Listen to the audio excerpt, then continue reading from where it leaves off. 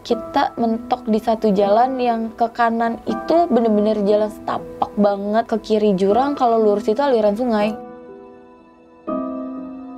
Udah nih, udah nggak mungkin. Kayak udah bener-bener kabut tebel, terus kita berdua doang, gue belum makan, udah lemes banget.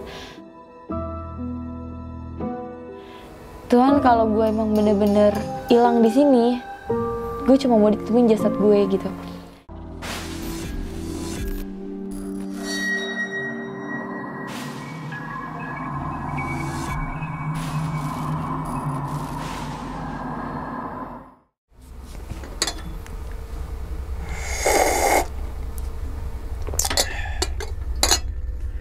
Assalamualaikum warahmatullahi wabarakatuh.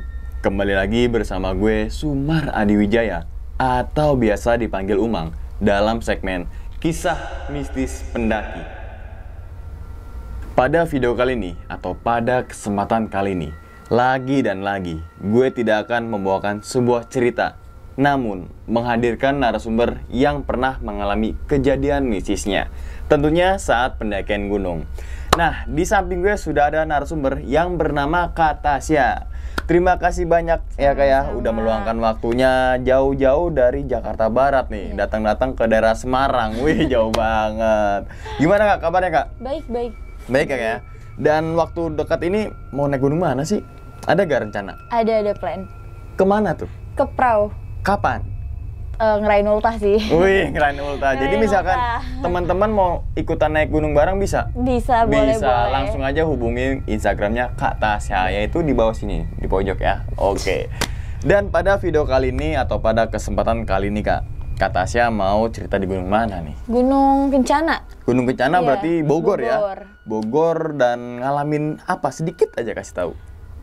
Tersesat sih. Tersesat. Iya. Tentunya selain tersesat banyak dong kejadian-kejadian lainnya dan tentunya ada sebab ya. Ada sebab. Oke. Pasti.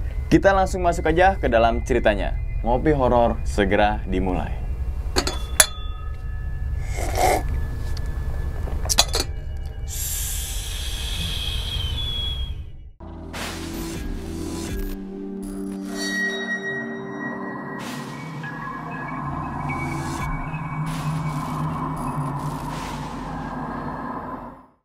Awal pendakian, gue ada rencana mendaki itu ke Gunung Kencana berdua sama temen gue. Tadinya kita mau bertiga, cuman yang satu itu sibuk kerja gitu lah. Terus akhirnya kita berdua. Posisi saat itu gue masih sekolah, dan hari Sabtu itu kebetulan gue masih masuk sekolah kan. Niatnya itu gue sekolah dulu, baru pulang sekolah gue naik jalan. Mau jalan. Ternyata gue nggak sekolah karena kesiangan kan. Kesiangan, akhirnya gue kontak temen gue, itu jam 10 gue baru bangun. Gue kontak temen gue, gimana Ci mau naik gak, namanya Goci lah, dipanggil Goci. Ci mau naik gak, jadi nggak? Iya tapi gue latihan climbing dulu gitu kan. Oke, karena beliau anak Sispala. Oke, latihan climbing, selesai jam 12 dia kontak gue, kabarin gue, ya udah. Akhirnya jam 12 kita packing, selesai itu setengah satuan kita jalan. Nah niatnya ada usul konyol lah sebenarnya. Ini ada usul konyol.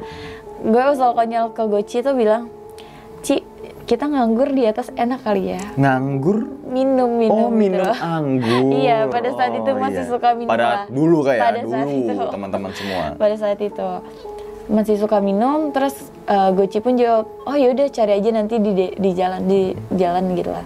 Terus akhirnya nyari di jalan tuh nggak ketemu.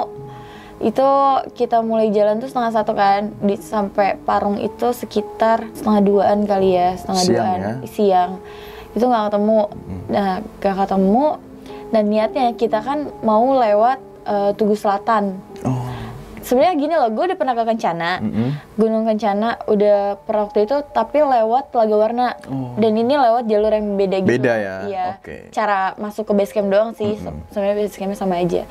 Terus lewat Tugu Selatan, dan pokoknya kita tuh sampai Bogor itu perkiraan habis maghrib lah. Padahal sebelumnya gue udah ngomong sama dia, kalau bisa jangan ke base camp jangan sampai maghrib gitu kan, karena ya gitulah pokoknya lah. Iya pokoknya singkat ceritanya sampai Bogor, ternyata Tugu Selatan itu kelewatan kan.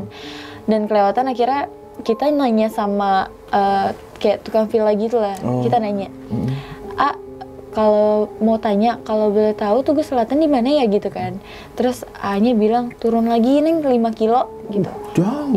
Iya kita jauh banget itu kelewatannya. Karena yang pernah ngelewatin Tugu Selatan cuman temen gue. Jadi semua jalan tuh kayak gue nyerahin ke dia yang pernah lewat situ gitu kan. Terus si A-nya nanya, emang mau naik gunung kemana? Naik gunung mana teh? Karena kita berdua tuh bawa carriel kan. Emang mau naik gunung mana teh? Terus gue jawab Gunung Kencana. Kenapa nggak lewat Telaga Warna? Kata beliau. Terus gue bilang, oh enggak, lewat Tugu Selatan aja gitu kan. Terus si A-nya ngomong gini, iya jangan lewat Tugu Selatan, udah banyak korban gitu kalau nge-trek malam ke base camp. Nah itu udah kayak apa sih gitu kan. Ya udahlah gue ngehirauin kan. Akhirnya kita turun lagi 5 kilo, ketemulah di Tugu Selatan. Dan itu posisinya bener-bener kayak powerbank kita bawa 1 kan. Powerbank 1, baterai gue juga masih 70-an ke atas. Baterai temen gue tuh masih ya 90-an lah, belum kepake. Dan Maps itu masih ada sinyal. Niatnya tuh kita pas ketemu gang Tugu Selatan tuh niatnya mau break kan. Gue ngajakin dia buat kita makan dulu karena emang dari siang tuh gue belum makan. Terus akhirnya dia bilang gak usah lah, nanti aja di base camp gitu kan. Yaudah akhirnya kita jalan ke base, masuk Tugu Selatan, ketemu portal pertama, itu dimintain uang gitulah 10.000 kayaknya, satu motor 10.000. Terus ternyata di situ belakang kita ada motor lagi. Akamsi lah ya. Akamsi. Terus kita jalan, terus dia barengan gitu loh, ngiringin gitu loh. Terus motor temen gue ini nggak nanjak karena bener-bener curam banget tanjakannya. Terus Akamsi ini nawarin tumpangan kayak, teh mau dibantu nggak gitu, nawarin bantuan. Terus oh boleh gitu. Terus akhirnya gue pindah ke motor Akamsi ini. Terus jalan ketemu portal kedua, itu tuh udah ada perumahan warga. Jadi dari portal kedua itu ini portal, jadi ada jalan samping gitu loh yang buat bisa jalan motor. Terus ke kanan itu ada tanjakan gitu. Gue nggak ngerti itu apa, kayaknya sih kebun-kebun warga gitu. Dan kalau lurus itu ada kayak perumahan cuman nggak banyak gitu, kayak kampung gitu kayak loh. Kampung Cuman nggak terakhir banyak. mungkin. Iya.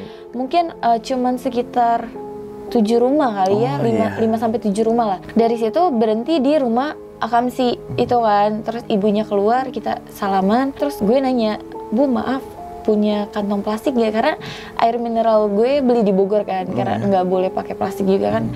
Akhirnya gue minta kantong plastik sama beliau, cuman dia bilang nggak ada Neng gitu kan. Emang mau naik kemana? Dia nanya gitu. Terus gue bilang Gunung Kencana. Terus dia ngomong hati-hati, cuman tuh kayak gue tuh nggak ngeh gitu loh kalau dia ngomong hati-hati. Terus gue nanya dong, maaf apa Bu gitu. Iya hati-hati. Nah pas dia ngomong hati-hatinya tuh yang kedua kalinya suaranya beda gitu loh, kayak hati-hati gitu. Sumpah di situ gue kayak oh iya Bu, langsung kayak sekut juga dong. Suaranya aneh. Terus tiba-tiba aneh. Iya. Nah nggak jauh dari situ tuh ada 3 pemuda gitu lagi benerin motor gitu, nggak jauh lah, sampingan gitu kan. Kita misi numpang lewat. Sebelumnya juga kita sempat nanya sama ibunya kalau ke Gunung Kencana lewat mana. Terus ibunya cuma bilang tinggal lurus aja, ikutin jalan gitu kan. Terus naik aja nih lurus ke atas, ikutin jalan. Ya udah akhirnya kita jalan bilang misi sama pemuda tadi. Terus motor temen gue nggak naik karena jalanannya juga hancur kan, terus tanjakan. Akhirnya gue memutuskan untuk jalan kaki, dan temen gue itu sambil dorong motor tapi digas gitu loh, dinyalain. Terus akhirnya jalan kaki, kita kebetulan cuma bawa headlamp 1, cuman gue doang. Akhirnya gue yang buka jalan, dan pada akhirnya kita mentok di satu jalan yang ke kanan itu bener-bener jalan setapak banget, ke kiri jurang, kalau lurus itu aliran sungai. Gak tahu aliran sungai, gak tahu kayak aliran air dari atas ya. Dari situ gue mutusin buat ngecek jalan gitu kan. Gue bilang, Ci lu mau kemana gitu. Terus si temen gue ini bilang, gue kesini, gue ke kanan. Dan gue memutuskan untuk ke aliran sungai. Misa ya? Iya, nggak ngerti itu aliran sungai atau apa. Pokoknya gue pas gue ngecek itu tuh bener-bener butek banget, airnya tuh kayak bekas air kena tanah gitu loh. Terus ya gue nggak ngerti ya itu dalam apa enggak, bisa dilaluin motor atau enggak. Terus gue nyoba kayu itu gue cemplungin gitu, itu lumayan dalam ya, mungkin sebetis lah ya. mungkin kalau motor ya mungkin bisa nggak bisa. Iya, nggak bisa. Terus akhirnya balik lagi kita ke titik tengah tadi. Si Goci bilang nggak mungkin, gue bilang nggak mungkin. Akhirnya kita memutuskan buat balik lagi ke rumah yang tadi, rumah warga yang tadi.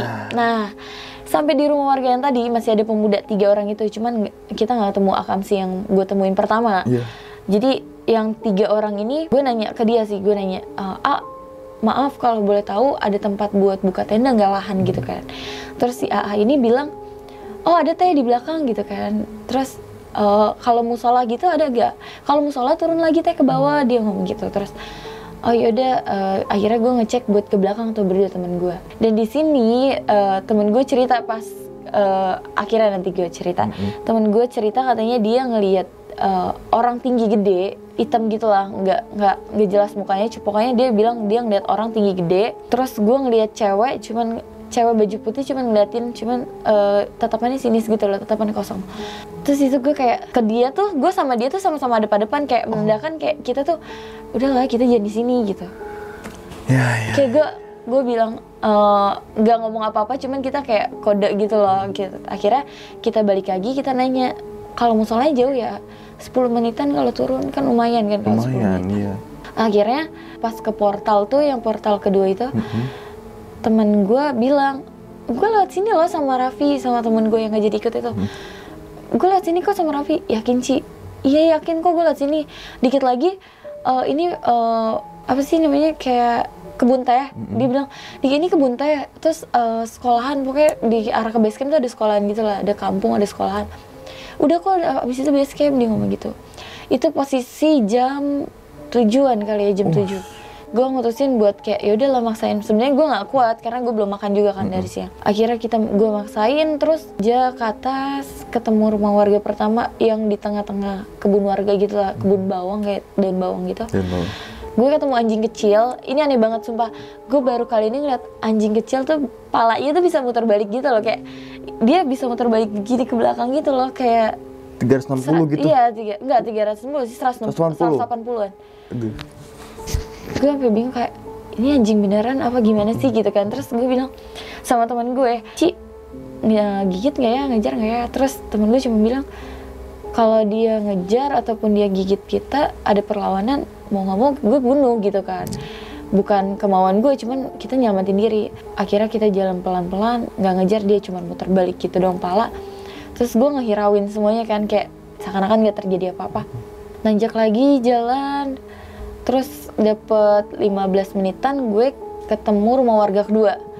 Dan di rumah warga kedua ini teman gue yang ngeliat orang tinggi gede lagi, cuman bayangannya doang, gue nggak ngerti kayak, aduh ini apa lagi sih Tuhan. Pas temen gue cerita tuh, akhirnya jalan lagi tuh, dia ngehirauin juga kan. Singkat cerita, gue sampai di titik dimana di bawah satu pohon, terus cukup lah buat satu tenda. Satu tenda diriin di situ cukup. Cuman di situ kayak gue sempat stuck karena satu kabut itu tebel banget. Tiba-tiba di situ kabut tebel banget. Terus sinyal gue hilang, handphone gue tiba-tiba mati. Mati? Iya, handphone gue mati. Gue ngeluarin powerbank gue habis. Padahal powerbank yang dari awal tadi gue cerita itu powerbank belum kepake sama sekali. Terus tiba-tiba habis. Udah gitu gue bilang kan, coba HP lu. Gue juga panik kan karena kita berdua doang. Pas dia buka handphone dia, tiba-tiba 2%. Gak ada kemungkinan buat kita buka maps, udah gitu kan sinyal hilang kan. Terus akhirnya gue udah bilang, terus gue udah pasrah gitu kan. Gimana Ci? Terus dia bilang, udah gak apa-apa. Dia kayak tetap semangatin gue loh, padahal dia tuh kayak panik juga. Terus akhirnya dia mencoba untuk bakar rokok.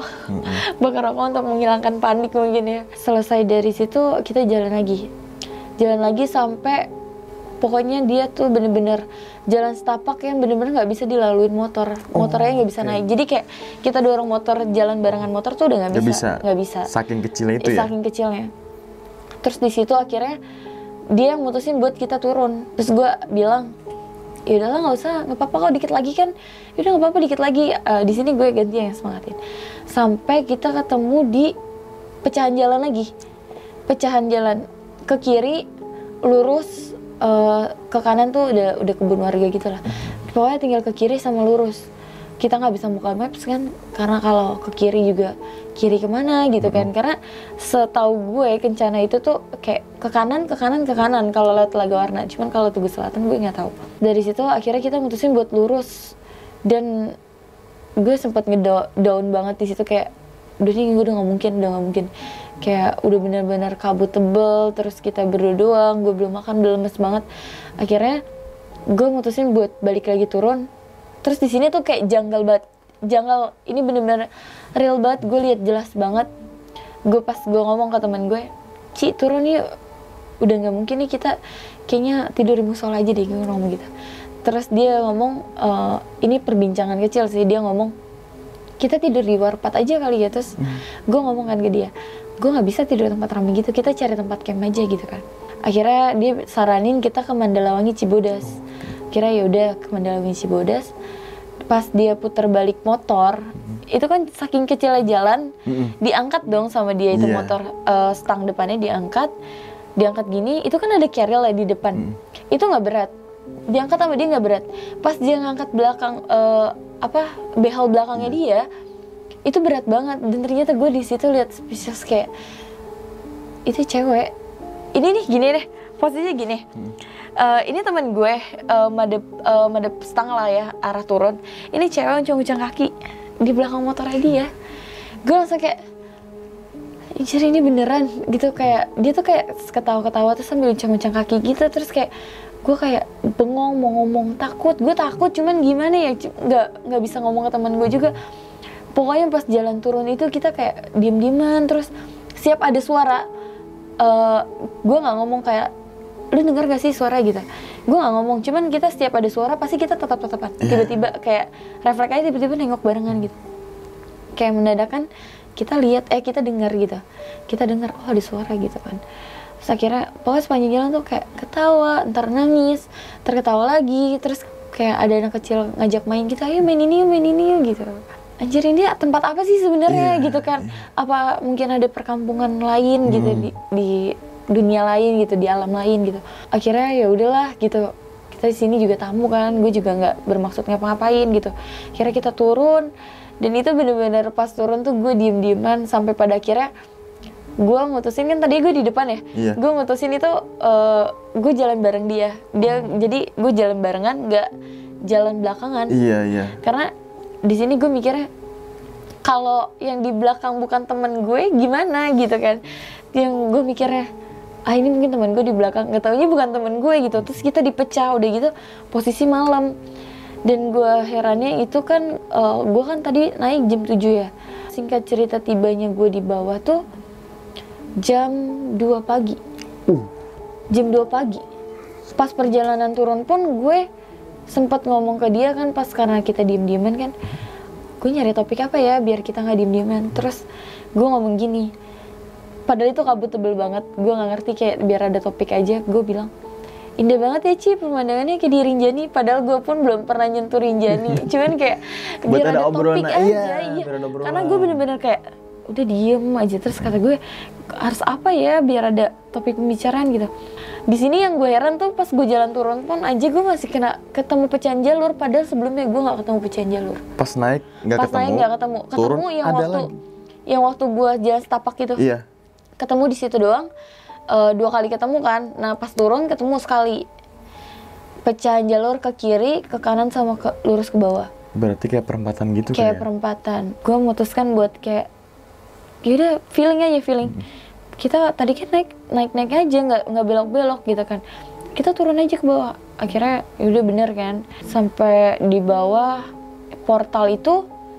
Awalnya yang portal gue ketemu, yang portal kedua itu yang ketemu rumah warga, itu tuh nggak ketemu sama sekali. Kalau dari portal kan yang kalau gue naik tadi ketemu Akams itu portal ke kanan kan, ke kanan.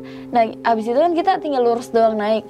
Nah pas gue turun itu ternyata dari yang samping portal ke kanan itu ada pecahan jalur ke kanan sama ke kiri. Pas gue naik itu cuman ada, gue belok kiri, gue nggak ngeh kalau di sebelah kanan tuh ada pecahan jalur. Ternyata di situ ada portal lagi. Gue nggak tahu itu apa. Pokoknya pas kita turun, kita ketemu pendaki. Cuman mereka mungkin ngeliat kita aneh kali ya. Kita bener-bener pucet, kayak takut juga. Terus panik. Gue juga sempat mikir pas ketemu banyak pecahan jalur tuh, gue mikir, Tuhan kalau gue emang bener-bener hilang di sini, gue cuma mau ditemuin jasad gue gitu, udah nggak lebih gitu. Cuman karena kayak mikirnya gue udah pasrah banget di situ, bener-bener pasrah karena baru pertama kali gue ngalamin kesasar gitu kan. Alhamdulillahnya ketemu jalan sih. Terus pas ketemu pendaki juga dia kaget ngeliat muka gue. Terus si pendaki ini, gue nanya kan, gue yang negor duluan, kita berdua negor duluan, mau naik kemana? Ke Kencana gitu kan. Teteh turun kata dia gitu, mau naik cuman tadi kita nyasar gitu. Oh yaudah yuk barengan aja, karena mereka jalan kaki, gue naik motor, gue bingung dong motornya muter gimana gitu kan. Karena gue mikirnya kita ketemu pecahan jalur nanti nggak bisa naik motor lagi. Iya mikirnya gitu kan. Terus akhirnya oh yaudah kita turun aja ngecamp di bawah gitu di Mandalawangi. Oh yaudah teh gitu kita duluan gitu. Akhirnya jalan ke Mandalawangi, di situ temen gue cerita semuanya tuh. Semuanya cerita. Ternyata dia banyak ngeliat cewek, dan cewek yang di motor itu ternyata emang udah ngikutin kita dari kita pas di portal pertama. Oh iya. Portal pertama dia udah ngikutin kita. Temen gue cerita gitu, gue kaget banget, kok gue baru liatnya pas kita nyasar ya gitu. Ini beneran gak sih gitu, beneran gak sih gue ngalaminnya gitu, apa gue cuma mimpi gitu. Gak nyangka aja sih bisa. Tapi itu bener ya? Bener. Niatnya kan mungkin karena kesalahan pribadi kali ya, karena gue ngomong sama orang tua gue, kita nggak naik berdua, kita naik rame-rame sama temen gue orang Bogor. Gue bohongnya di situ sih. Cuman kalau buat bahas soal minuman nih ya, buat soal minuman, kita nggak bawa minuman, kita nggak jadi bawa minuman karena waktu nyari pun nggak ketemu. Ya udah akhirnya nggak jadi bawa minuman. Mungkin itu triggernya kayak mungkin gitu ya. Itu sih pengalaman gue waktu naik ke Kencana ya. Waktu berdua sama temen gue, ya diambil pelajarannya aja sih. Yang negatifnya ya jangan ditiru lah.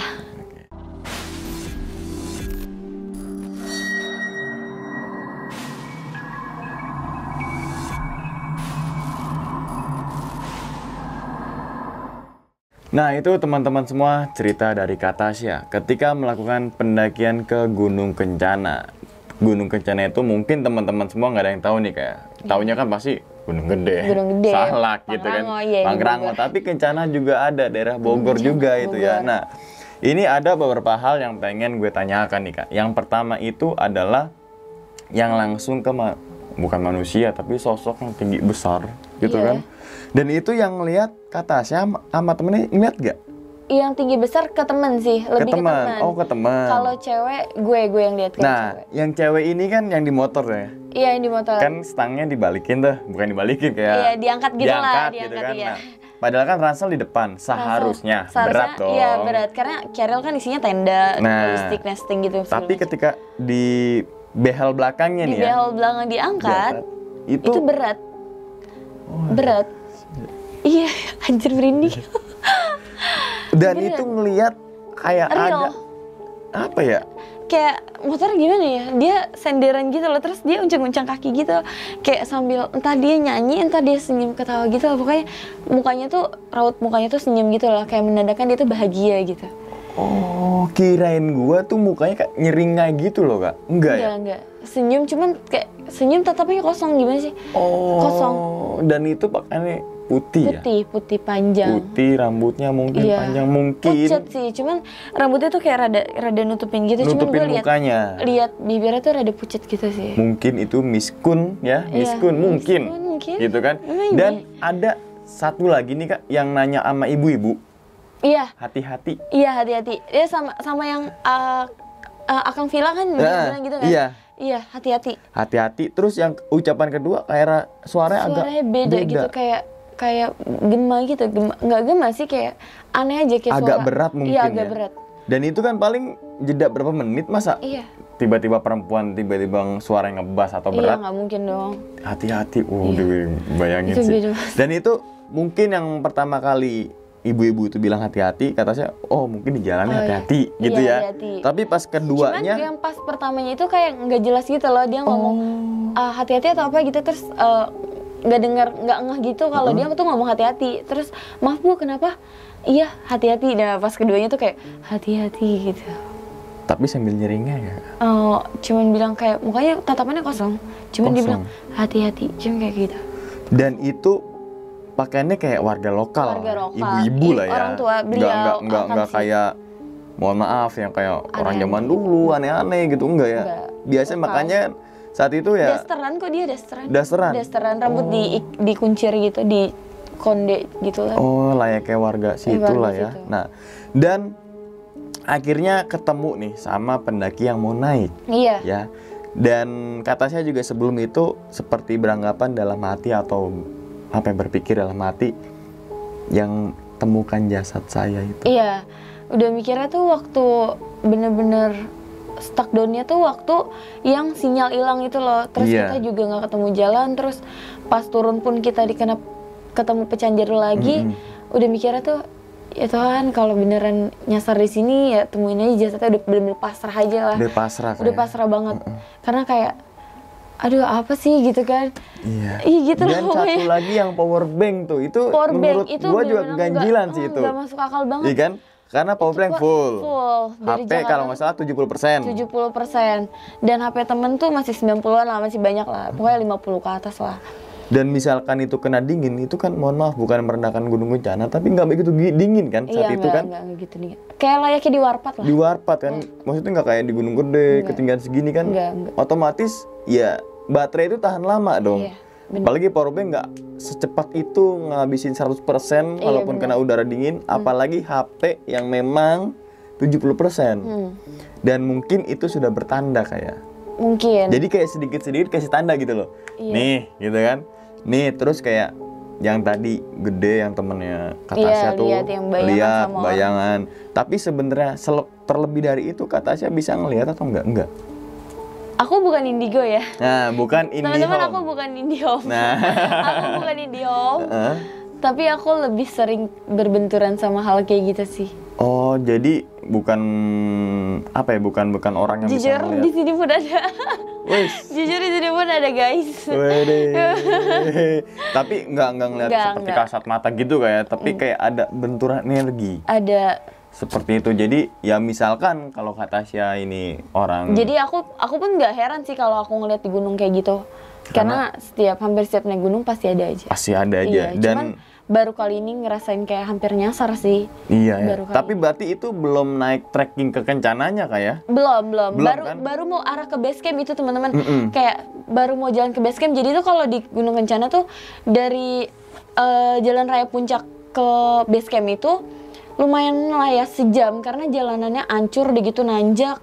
Terus kita juga lewatin bukit dulu. Kayak gitu. Dan mungkin misalkan kata saya itu memaksakan diri untuk naik gunung Kencana, kita nggak akan tahu. Kita nggak akan tahu. Mungkin kita nggak bakal ketemu di sini. Dan nggak akan podcast sini. Iya mungkin. Karena itu teman-teman semua, naik gunung itu bukan mengandalkan sebuah egoisme. Mungkin nih kan, gue udah ngeluangkan waktu, gue udah nabung, gue udah mempersiapkan alat, kok nggak jadi. Iya benar. Nah, banyak kan seperti itu kak. benar. Tapi karena kata saya dan temannya ini nggak besar ego, Nggak berambisi banget lah buat nggak berambisi banget. Jadi alangkah baiknya sebelum itu terjadi, lebih Mencegah baik lebih baik. mencegah. Itu dia. Dan berarti kalau naik gunung itu hampir semua merasakan. Berarti ada lagi dong cerita ini. Ada. Nah, jadi kalau teman-teman semua kalau setuju mengundang Kak Tasya lagi, silakan komen Kak Tasya podcast Komen di lagi bawah, dong. guys. Nah, langsung juga.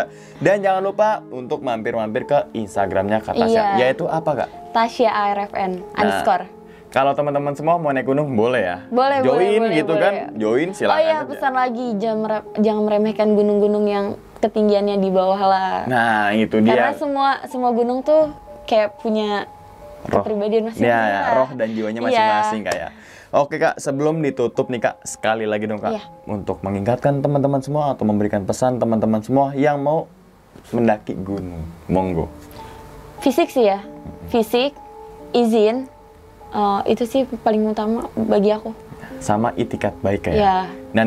Dan Karena kalau ke gunung tuh kan anggap aja kita bertamu lah ke rumah ya, orang. betul sekali. Pasti ada yang lebih dulu tinggal di sana. Nah, dan ingat teman-teman semua, cerita dari Kak Tasya bukan untuk nakut-nakutin teman-teman semua nih ketika melakukan pendakian Gunung Kencana maupun ke gunung manapun. Iya. Tapi ambillah sisi positifnya dan juga buang sisi buruknya. Oke, sekali lagi terima kasih banyak Kak ya Sama-sama. udah meluangkan waktunya untuk podcast di channel gua. Dan sekali lagi teman-teman semua, jika Kak Tasya ingin diundang lagi di channel gue, silakan komentar Komen di bawah ini. guys. Komen di bawah guys ya. Sekian dulu pada video kali ini dan nantikan video-video gue berikutnya. Hal gaib itu muncul ketika sugesti kita buruk. Wassalamualaikum warahmatullahi wabarakatuh. Selamat beristirahat. Terima kasih Kak Tasya. Sama. Sip.